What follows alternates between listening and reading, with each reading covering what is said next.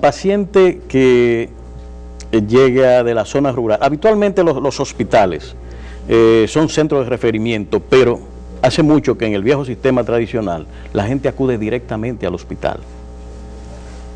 No pasa por la clínica del municipio rural, sino que acude directamente al hospital, y eso es un encarecimiento del servicio. Por eso vemos esos hospitales permanentemente repletos de pacientes, mientras en la clínica o subcentro hay escasos pacientes. ¿Cómo se va, el sistema plantea la nueva reforma, el proceso en el cual el paciente en su propia comunidad tenga el centro de atención que le corresponde antes de acudir a un centro superior? Es muy sencillo. ¿Cuál era el problema? El problema era que en la misma medida que nos vamos alejando de los grandes centros urbanos, del Distrito Nacional, ahora también la provincia de Santo Domingo, Santiago, San Francisco, la capacidad resolutiva disminuía, iba disminuyendo. ¿Qué plantea el sistema y qué está logrando la reforma? Lograr una capacidad resolutiva homogénea. En la misma medida en que Juan Pérez, vuelvo y menciono este nombre, tiene capacidad resolutiva de su problema de salud en la frontera, no va a venir al Moscoso Puello. Entonces, ¿qué pasa? Que el sistema, los médicos, las clínicas, la estructura de salud que estén en la zona fronteriza van a tener que aumentar obligatoriamente su capacidad resolutiva, porque si Juan Pérez se le va, es un recurso que no capta. Al no captar ese recurso, entonces pierde. Y si pierde... Pero he visto alguna información, por ejemplo, de que al menos en la zona sur, el lejano, zonas que tienen un cardiólogo para varios municipios, con una población excesiva para la atención de un solo cardiólogo. O sea, ¿qué se va a hacer en ese sentido? Porque hay una concentración de los profesionales especialistas en Santo Domingo, Santiago y los cascos urbanos principales, mientras que hay una enorme masa humana que carece de esos servicios especializados, o es muy escasa aún habiéndolo. ¿Qué te plantea la reforma en ese sentido?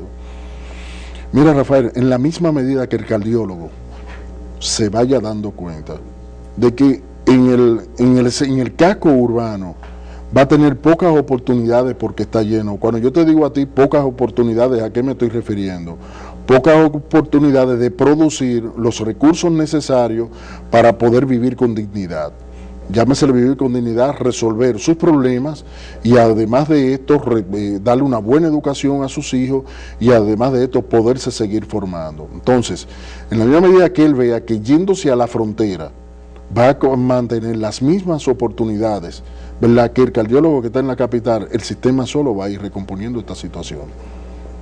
Porque, o sea, es lo que está planteado, o sea, hay ahora mismo cirujanos, hay cardiólogos, hay médicos internistas, hay cosas que prefieren irse a trabajar a los lugares donde está funcionando la reforma que quedarse a trabajar aquí en la capital. Muy bien, el pluriempleo en los médicos, Roberto, o sea, ¿es el pluriempleo una solución que los médicos tienen para aumentar sus ingresos? O sea, trabajan en los hospitales, en clínicas y en consultorios que tienen también. O sea, dentro de la reforma, ¿ese sistema está llamado a desaparecer o cómo se van a armonizar? ¿Seguiremos con el tradicional, voy una hora al hospital y luego me voy para la clínica? No, la reforma te rompe esto totalmente, porque ¿qué te plantea la reforma?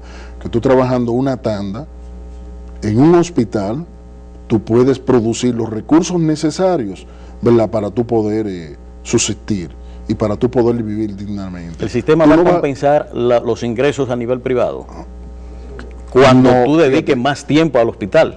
Pero cuando tú dediques más tiempo al hospital, ahora hay una cosa, la medicina privada está sujeta al libre mercado. Seguro. De acuerdo, está sujeta al libre mercado. Nunca se va a poder comparar el ingreso, o sea, de un médico en el sector público con un médico en el sector privado. Ahora bien, ¿cuántos siempre habrá diferencia? Siempre va a haber diferencia. Ahora bien, dos elementos te puedo sacar aquí. ¿Cuántos médicos en el sector privado que están compitiendo dentro de la reforma adquieren en el mismo los recursos que necesitan para poder vivir dignamente? Y aquí viene el fenómeno del pluriempleo. Como el Estado paga muy bien al médico asalariado, Cuando te estoy hablando... Le paga muy bien. Sí, cuando ¿La estoy huelga, hablando... entonces? Sí, o no, por eso te digo, vamos a aterrizar el muy bien. Y lo hice precisamente, Rafael, para apoyarte y apoyar a todo el público que está escuchando. Cuando yo hablo de muy bien, me estoy refiriendo a muy bien en relación al sector privado.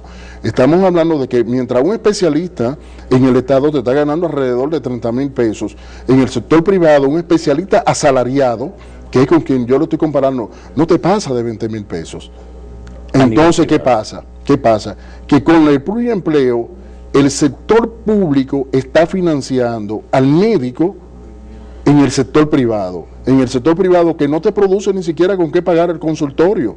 Entonces, por esta razón, tiene que buscar obligatoriamente que se le pague en el sector público, ¿pero para qué? Para coger y compensar con el tiempo no trabajado, el tiempo que no trabaja en el sector público y tenerse que ir al sector privado.